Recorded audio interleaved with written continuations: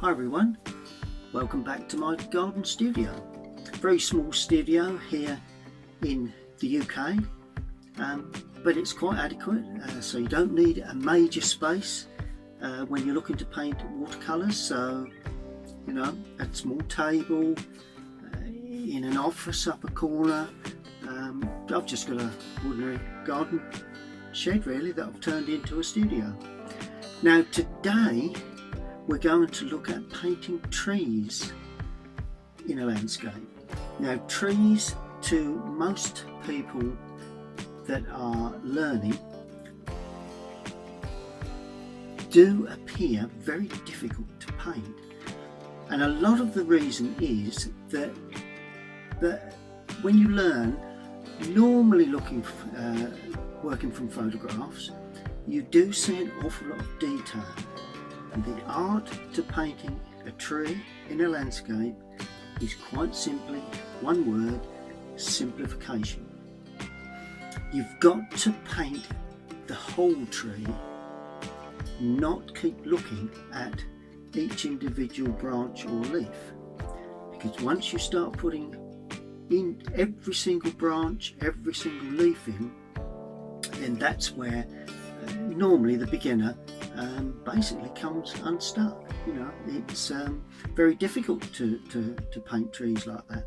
And as I always say to people, if you like the photograph, you want to reproduce what you see, you know, in the photograph, then just have it blown up and have it framed. If you would like to produce an artist's impression of that photograph, then it means simplification.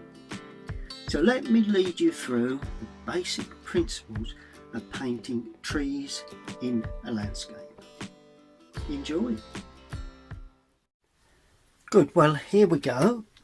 Now I've laid out the materials yet again in a similar sort of format as I've done before. I have my row of colours there. I've got the corresponding colours on the side. I think you can probably read those. Okay, I'm going to mix into just two sections.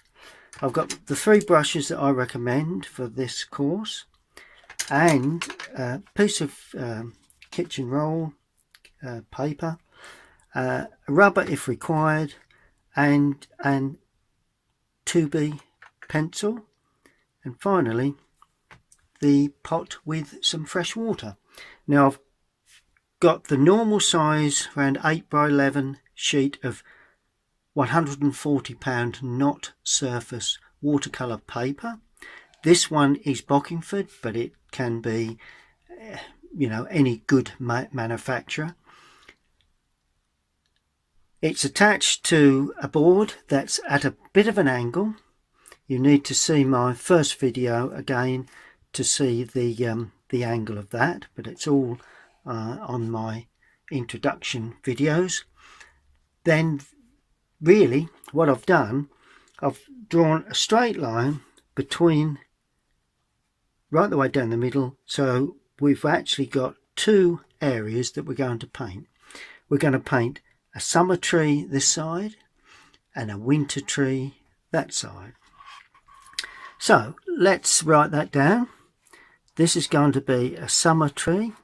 Now these studies are always useful to keep, purely because that's a summer tree. This one's going to be a winter tree. Always useful to refer back to. And another thing you can do with your pencil, if you wish, you can write colour notes around the outside. If you like, you can write, you know, an arrow with the mix for the leafing, an arrow with a mix for the trunk work, and so on. So that's also a good thing to do. Good, well let's get our drawing down, shall we? We'll start with the summer tree, and the summer tree is, you know, it's full of leaf. So you see very little of the branches, but you may see some. So what I'm going to do, I'm going to draw the top of the tree. It's one of those tall, sort of like elm trees with the branches overhanging each side. Now this drawing is by no means the finished shape. It could be, you know, it's only to give us a feel of an outside, a rough outside shape, and also where the overhanging branches will appear against the trunk. Now the trunk has to be always has to be drawn underneath in the appropriate position, because the trunk continues up the tree. So you can't put it here unless it's at a very severe angle, because it needs to go straight up the tree. So I'm going to put it here like that. Now the width of the trunk is quite important to the size of tree, because, you know, if you've got a really wide trunk and a small amount of leafing, you can see it on some trees, but in general the trunk and branch work are appropriate to support the leafing above. So these are just little minor things that, you know, to bear in mind when you do paint and draw trees. Now sometimes, particularly in certain trees, you get a layer where you can see the trunk breaking through, and that has to be in proportion to that trunk, to that one there, and also that needs to be slightly narrower there, purely because trunks generally do narrow as they go up. Would be nice to have a branch coming off of there, and that branch has to be appropriately sized. Then it may break in to some more tree work, more leafing there. So, you know, this is what I'd class as a demonstration tree, really. But the more you observe trees, the more this sort of thing will become you know, visible when you look at trees. Now there may be another, so this is all greenery, then all of a sudden you'll see the trunk springing out again like that, but this time it's probably splitting, and it may even split from there as well. So there's some branches that we can see, perhaps a little branch coming out there. So all of a sudden we've got a rough idea of where the leafing will be, and a rough idea where the trunking and some of the branches will be. Now we're not going to put in all of the branches. It's the worst thing you can do on any tree, is to try and pick out every single little twig that you see. All you need is an impression of the tree you're looking at. So if it's an oak, it's quite wide. If it's an ash, or it could be a very tall tree. If it's a pine, it can be tall and quite narrow. All depends on the tree, the strata of tree that you're trying to paint. But all you need to do is pick up the basic shape of that tree. So this is what I'd call my design of trees. So that's that. But before we do that, I'd like to just run you through the drawing of a winter tree. Now this tree, a winter, it's going to be a similar tree to that. You see all of the branches and the trunk. Then you see the very small twig areas. Now we can only draw the very small twig areas. The tiny twig areas, I'll show you how to paint those. Right. Let's deal with the trunk. So this is a similar sort of tree. Quite likely we've got a branch that comes out there. We'll make a reasonable trunk on it. It's quite a large tree. And more often than not, trees will go up and then have another branch there. And that this branch, let me just show you the difference in branches. There we are. Now when I've drawn that, you can see that that branch comes out more or less at the front of the tree, so it's coming towards you. That branch comes out the side. It could even be coming out the back of the tree, because you can see the side of the tree there. So you've got to remember that not all branches fan out each side of the trunk. So if they come from the front of the tree, you draw them on the front. If they come from the back of the tree or the side of the tree, then you pull them out each side. Good. Now we go higher up and we pick up probably that branch there, like that. These branches generally should be a little smaller. That one heads off up there, that's probably a twig area. Right, then we head off again. The trunk is narrowing now, and we're going to have another branch coming out there. I'm not going to put too many branches on this tree, but and then once we get to the top, it sprays out because it splits like that. And then we may have a branch coming out there. And notice these branches that I'm putting in are more narrow. I'll put another one there, and I'm going to put another one there. Now those branches are narrow, those branches are quite thick. Once you get the basic outline like that of a tree, then you can start looking at perhaps the smaller branches that will come away, and sometimes on the large trees they hang down like that. Don't draw them all in, only a few that you feel are appropriate to create the shape of tree you're looking for.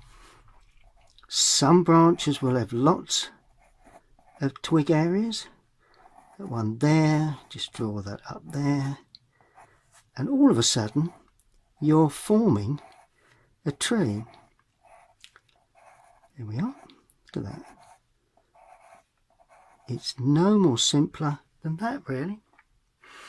I once taught a plastic surgeon, and he said to me, I really would like to paint trees quite well. So when I was showing this drawing, he said, that's a bit like an artery. He said, you get the main artery, then you get the smaller arteries, and then the veins. So I said, well, there you go then. So that's a way of looking at it. So we're now doing the smaller twig areas at the top, gradually building a shape. And these are the very small areas of twigging right at the top. There we are.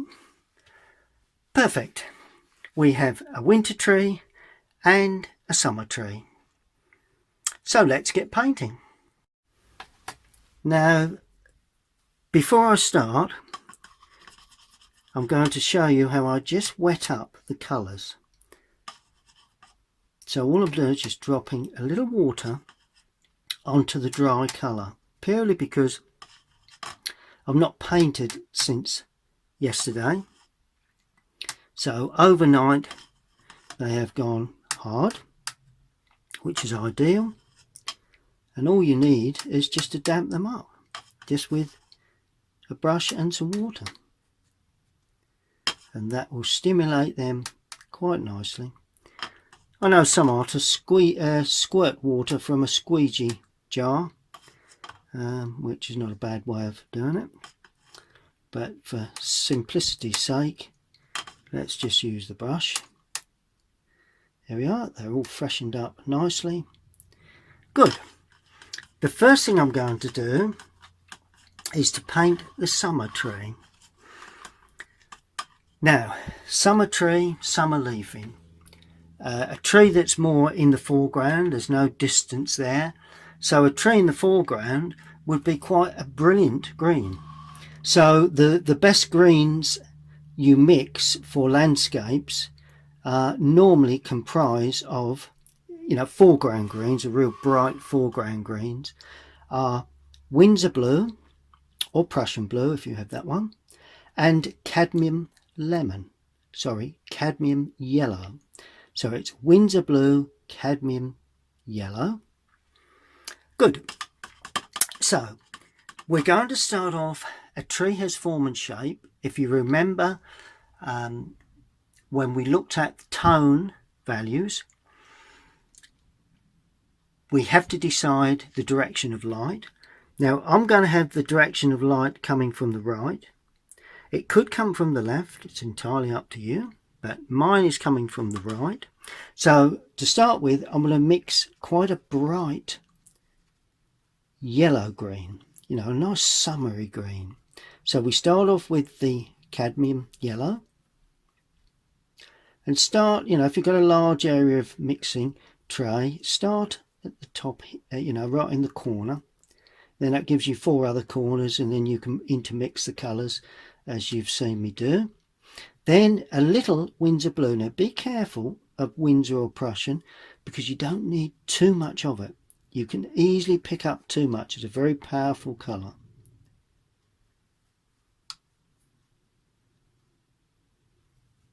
And you want a reasonable amount of paint. Notice I've not gone into the water anymore. I'm not cleaning the brush. Once you clean the brush, you thin the paint and you won't get that texture you're looking for. There you go. So that is the colour that I'm going to start with. A nice bright summery green. Windsor blue and cadmium yellow. Now how do we apply that colour? Well, up till now we've applied the colour with the point of the brush.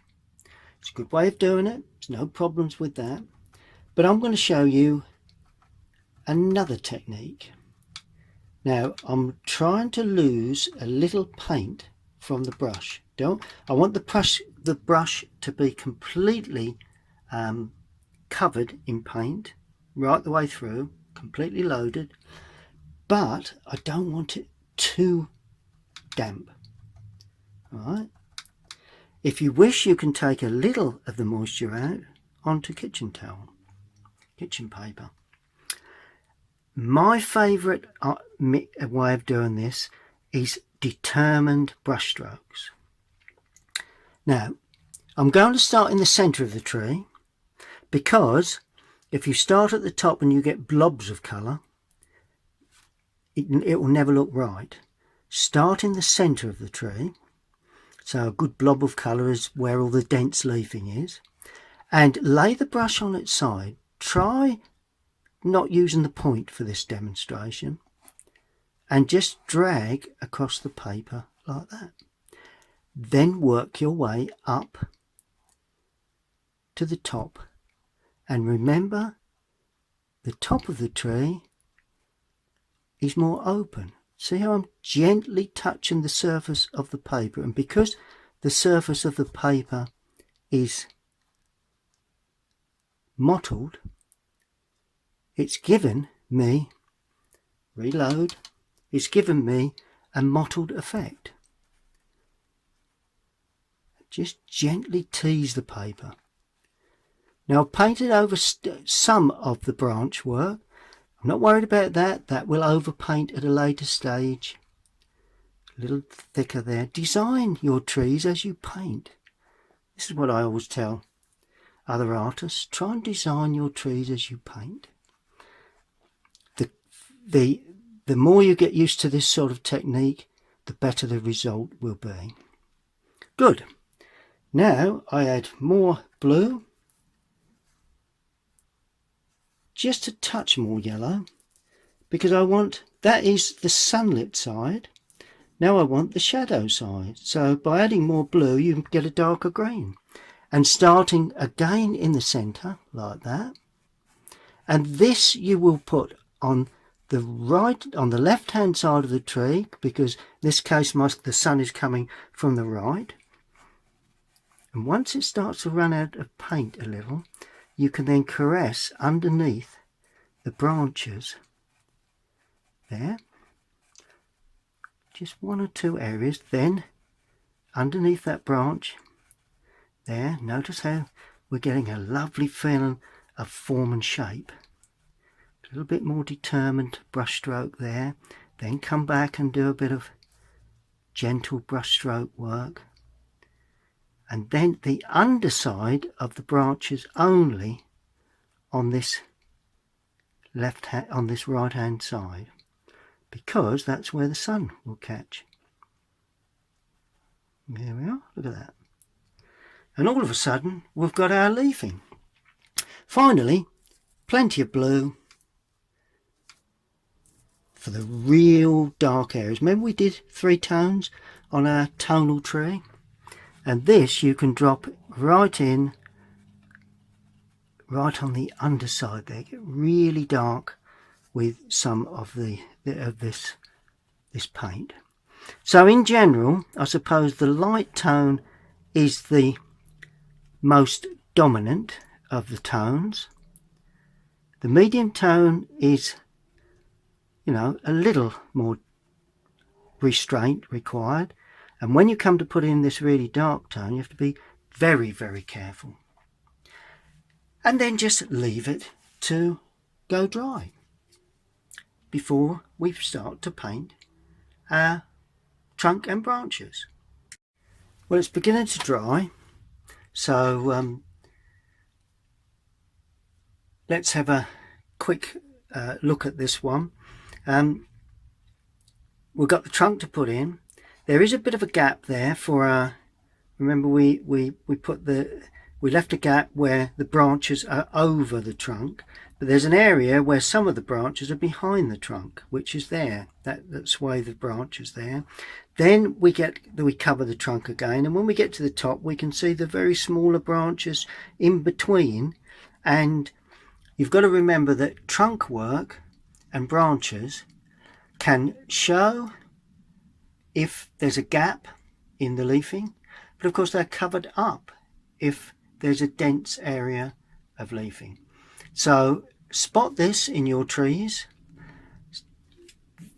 If the trunk or branches are showing, you still may paint light leafing, because there could be some behind the trunk, and then you just paint over the light leafing. Well, I'll show you that now. Okay, I'm taking the small number 6 brush now. The one I used earlier was the number 8. Not sure I mentioned that. So this is the number 6. Now we need a dark brown. Well, there is dark browns, and you know, that's typically burnt umber. Yeah, let's go with burnt umber, and we'll just introduce a bit of that green into it. Quite often trunk work is a little on the green brown. They do vary. Some trunks are light, you know, but in this case we're going to produce a dark trunk with a little like greeny brown. So I've picked up, that's the beauty of having a large tray like that. You know, you don't need to remix again every time. You know, it's far easier if you introduce other colour into the clump of colour, and it holds all your colour tones or colour combinations together. If you remix, you know, are you going to get that colour there correct to mix in with that? Highly unlikely. But that's the way I produce my paintings. Now we start off with the trunk. It comes down and sprays out at the root. Don't make initially the trunk too wide. You can always widen it, but once you've made it too wide, it's a very difficult job to narrow the trunk. And my little tip for painting, widen that just a touch there, for painting trees, is you now take a damp brush, got the number 6 here, and just draw it across where that sits into the ground, and all of a sudden that sits into the ground. See that? Bang. Simple as that. Better than having a hard edge. And you've created some land for the tree to sit on. Lovely, this watercolour. It's amazing what you can do. Okay, we'll leave a gap there where the branches are in front, the leafing is in front of the trunk, and continuing with that trunk, it goes up like that. This time is a bit narrow, a bit more narrow, and then it finishes as it hits that clump there. Now I'm painting this very slowly so that you can see. In reality, when I paint in plein air or any time, I try and get a little bit more drama into the whole thing, so I paint quite quickly.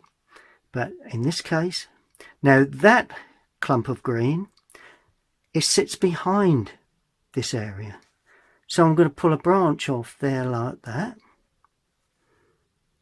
There you go, look at that.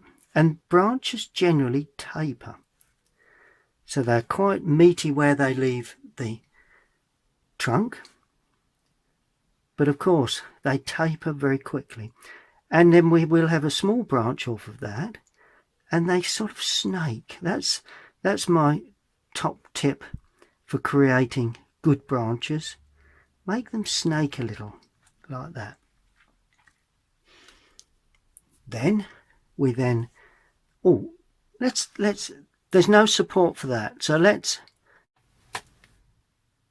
put ourselves an extra branch, as I say, in there like that. And then of course a small branch coming off of that, perhaps another one in there. Right, then we look up to where, there may be a branch coming from the trunk. Let's just make that trunk a little wider there somewhere, but it's behind the leafing. But of course it breaks out into the tree again there, so you know, you don't always see.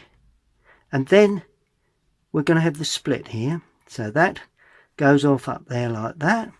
We're going to have another branch going off like that, and then we'll take one off of there, and then finally we can start putting in some quite small twig areas there, and we'll have another one coming off there, because that came from somewhere on the trunk behind that clump. Look at that. There you go. That is our summer tree. Now I'm going to show you how to paint the winter tree. Now we're going to use the number 6 first, and this time we're going straight in to our brown mix.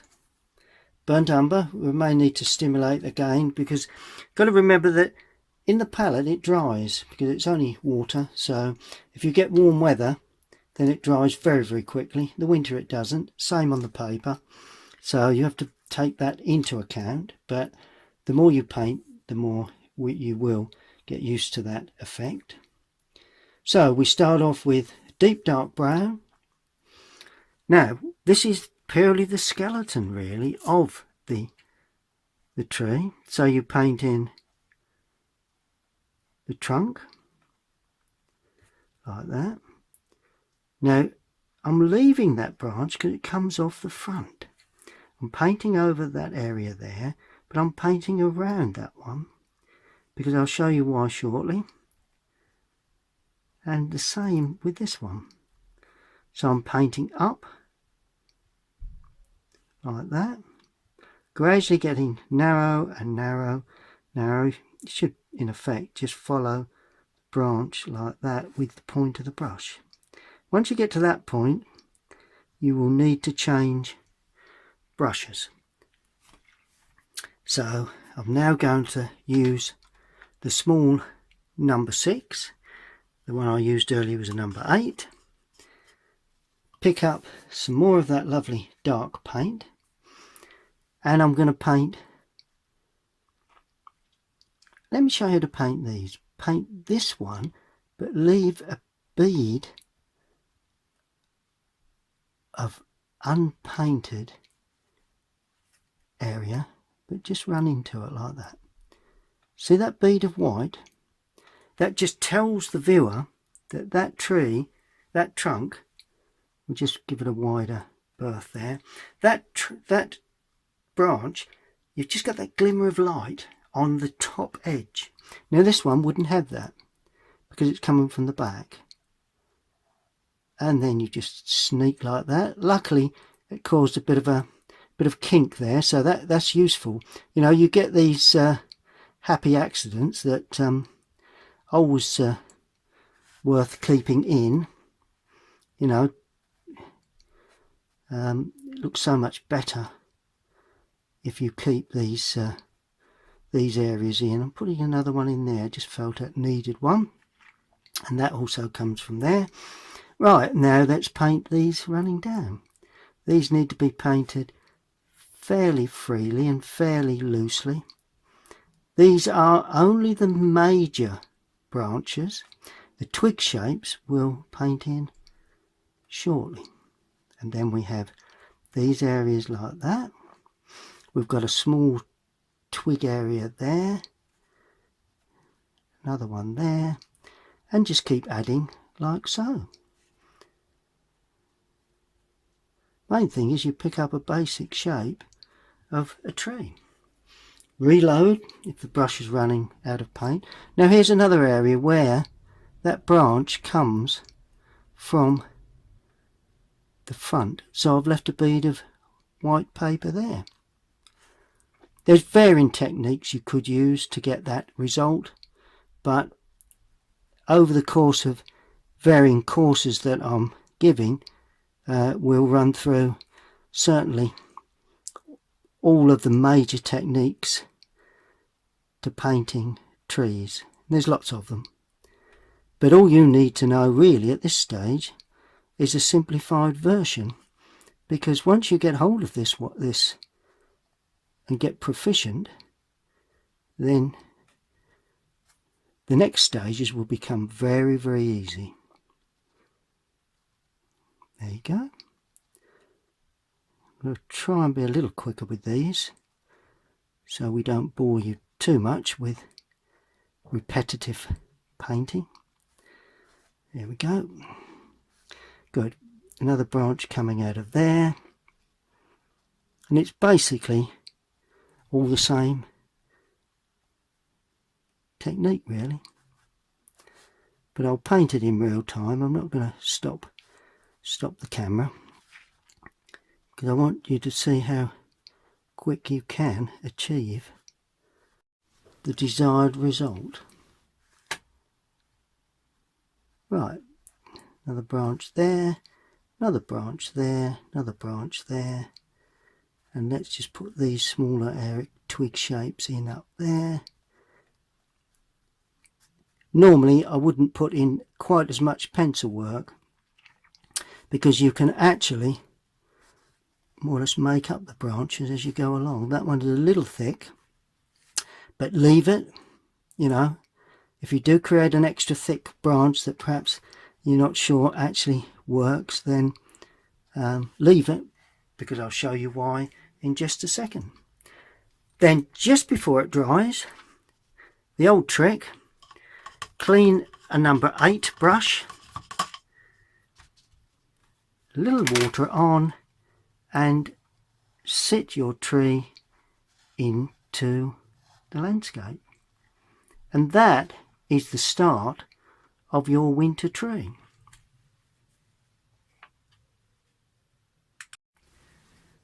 Now the final thing to do, I mean it's a bit more than the start really, it's 3/4 of the way through, but a lot of people paint trees, winter trees like that, and they are sufficient, but I always feel that most winter trees have more branches on than that, and unfortunately we wouldn't be able to paint them without getting too detailed, because I'm on about simplification, which is what we did with the branches and the leafing. So you take, in this case, a number 8 brush, take a bit of the moisture off, and I'll use raw sienna for this, and go in to where the brown is. Now the reason for using raw sienna, because if you study winter trees and you look at the light coming through the very small twig areas, in most cases it's got a little bit of a yellowy glow to it. Now, if you see a brown glow to it, then just use brown. If you see a sort of an orangey glow, then use burnt sienna. You know, it's entirely up to you, whatever you see within the subject you're trying to paint. But in this instance, I'm going to use the yellow with a touch of brown and remove a lot of paint on the side of the palette. Has created a chisel shape, so it's not, it tells you it's not loaded particularly heavy. It's not just the point. Notice when I mix, I lay the complete brush in to pick up paint right the way through the brush. Now all you need to do, as we did over there with the leafing, it's more or less like putting leafing on, really, and this should be slightly lighter than the branches colour. Now start off in the centre of the tree and just drag across. And you've got to remember these twig areas are in the centre of the tree and they're not as dense. And all of a sudden, once the brush loses some of its, let's add a bit more there, some of its paint, you end up creating these lovely twig-like shapes, and you can create the shape of the tree too on the outside edge. Just as simple as that. A tad more water required. Quite a dense area, or we can see that quite a dense area here, like that. And that sits like that. Overhanging branch there, a little more water, a bit more yellow. You need to remix occasionally, particularly if you want a dense area of colour, like in the centre there, where all the very small twig areas are. And then of course in the lower area the branches hang down, and all of a sudden you've got yourself a winter tree. Now that is as simple as that. Always clean your brushes before you leave them to dry. Okay, let's look closely now at these two trees. The summer one, plenty of leafing, and the branches, obviously, you've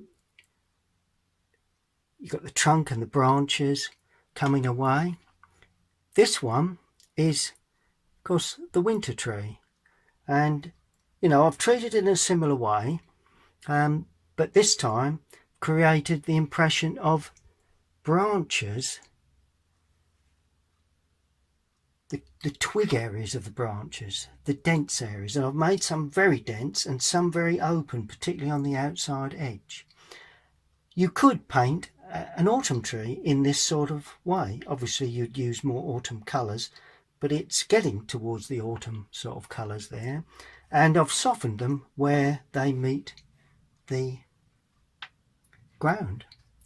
And that is all you really need to know to paint winter trees and a summer tree.